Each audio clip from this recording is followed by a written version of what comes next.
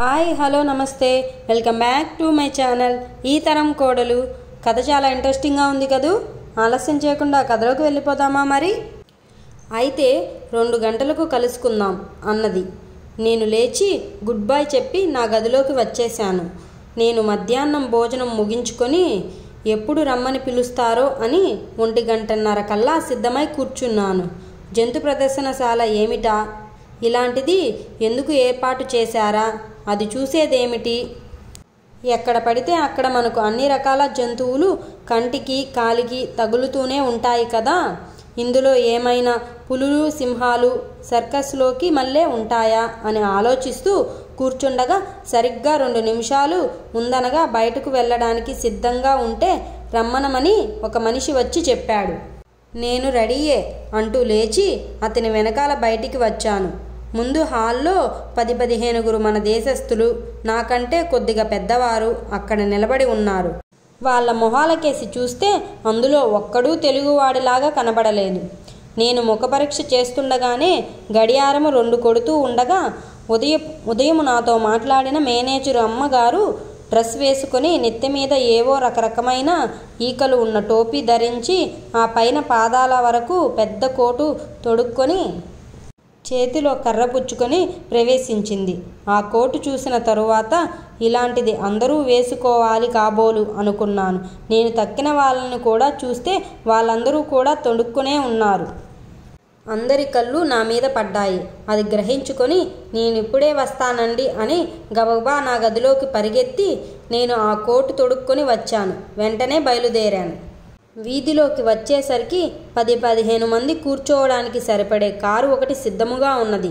మేమందులో కూర్చోగానే బయలుదేరి ఊరంతా తిప్పి తిన్నగా ప్రదర్శనశాలకు తీసుకువెళ్ళింది. మేమంతా అక్కడ దిగి లోపలికి వెళ్ళాము. లోపల ప్రవేశించడానికి టిక్కెట్లు కూడా కొనుక్కోవాలి. మా అందరికి బదులు మేనేజర్ అమ్మగారే టిక్కెట్లు కొన్నారు. లోపలికి వెలుదుము గదా, అదేదో మన పెద్ద పశువుల శాలలా ఉంటుందనుకున్నాను. అలా కాకుండా ఏదో కొన్ని 100 ఎకరాలు వ్యాపించినట్టు కనిపించింది. అందులో కొంత భాగము కటకటాలు కట్టి ఇళ్ళ లాంటి వాటిలలో కొన్ని జంతువులంటే నేను ఆవులు గేదెలు ఎడ్లు పోతులు మేకలు గొర్రెలు గాడిదలు గుర్రాలు ఇంకా కావలిస్తే ఏనుగులు లొట్టిపిట్టలు తప్ప మరేమీ ఉంటాయనుకున్నాను. ఇవి లేనే లేవు అసలు. అక్కడ లేళ్ళు దుప్పులు కొన్ని రకాల గుర్రాలు కొన్ని రకాల కంచర గాడిదలు ఆఫ్రికా నుంచి వచ్చాయట. అవేవో జీబ్రాలట. గుర్రాలలాగే ఉన్నాయి.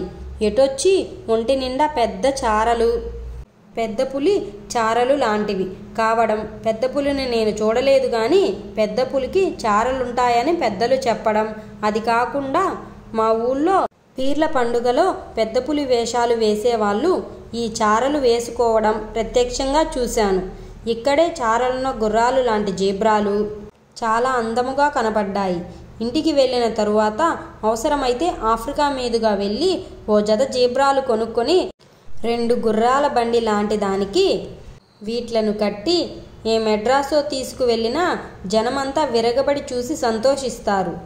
ఏమైనా సరే వాట్లను తీసుకొని వెళ్ళవలసిందేననుకున్నాను.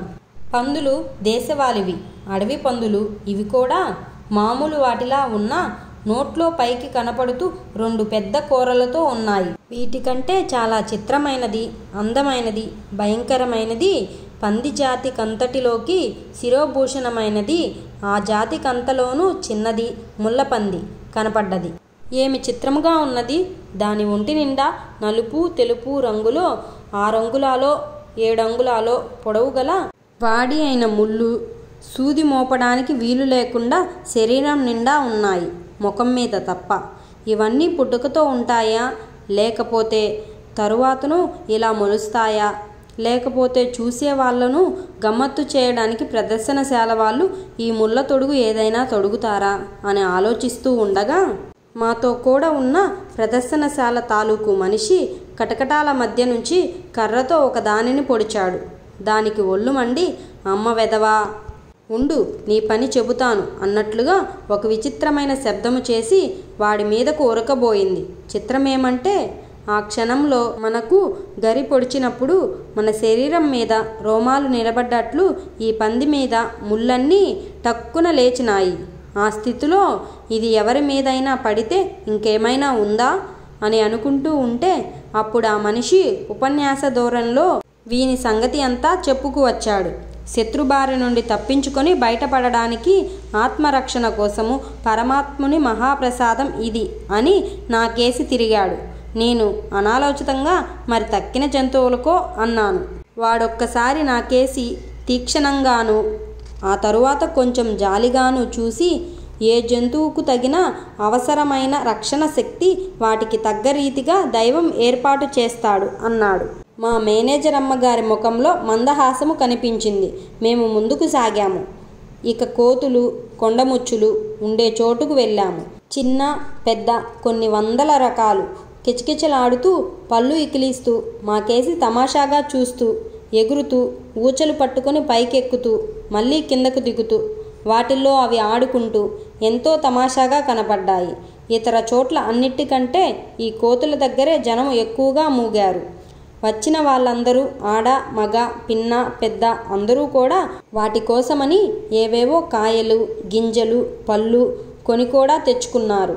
అవి లోపలికి వేస్తుంటే వాటిలో అవి దెబ్బలాడుకుంటూ ఒకదాని చేతిలోది మరొకటి లాక్కుంటూ తింటూ మమ్మల్ని చూసి పలకరిస్తూ మరికొన్ని ఇమ్మని చేతులు చాపుతూ ఉంటే ఎంతో వింతగాను సంతోషముగాను ఉన్నది. వచ్చిన వాళ్ళెవ్వరూ కూడా ఓ పట్టాన వదిలిపోవడం లేదు. కొందరు ఆడవాళ్ళు పిల్లలు ఈ పళ్ళు వగైరా తమ చేతిలో వాటికందించి అవి తింటుంటే సంతోషిస్తూ ఆడుకుంటున్నారు. ఒక అమ్మాయి చేయి చాపి అది అందుకోబోతుంటే దాన్ని ఏడిపించడానికని చటుక్కున చెయ్యి వెనక్కు లాక్కుంది. అది కోపంగా చూస్తూ ఊరుకుతుంది. ఈ అమ్మాయి రెండవసారి ఊరుకోక మళ్ళీ చేయి చాపింది. రెప్పపాటులో ఆ కోతి ఈ అమ్మాయి మొర్రుమని అరుస్తూ ఉంటే అది పల్లికిలిస్తూ చెయ్యి విడిచిపెట్టలేదు. అంతలోనే అక్కడ నౌకరు వచ్చి ఆ కోతిని మందలించి కొడతానని బెదిరించేసరికి అది విడిచిపెట్టింది.